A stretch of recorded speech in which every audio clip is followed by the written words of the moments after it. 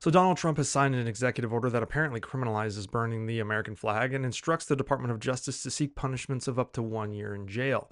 Now, the problem is this is a violation of the First Amendment, and we've been down this road a couple of times before, and everyone knows this is a violation of the First Amendment. Two Supreme Court cases firmly established that burning the American flag is protected speech.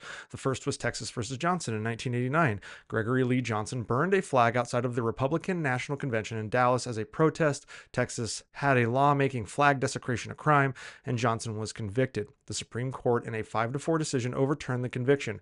Writing for the majority, Justice William Brennan said flag burning is expressive conduct and therefore protected speech. The court stressed that governments cannot punish speech simply because it offends people or conveys an unpopular political message. The Republican Congress at the time quickly tried to override that ruling by passing the Flag Protection Act of 1989, which criminalized flag desecration at the federal level.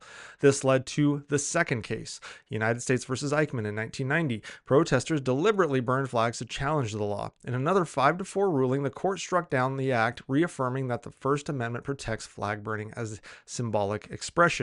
Together, these cases make it clear, while many may find flag burning deeply offensive, it cannot be outlawed without violating the Constitution.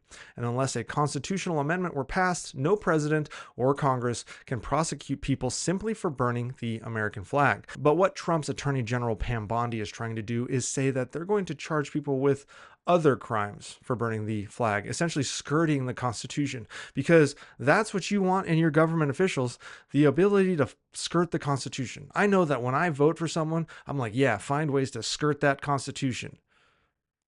But Pam Bondi is now saying that they will use the burning of a flag as evidence to file charges of inciting a riot.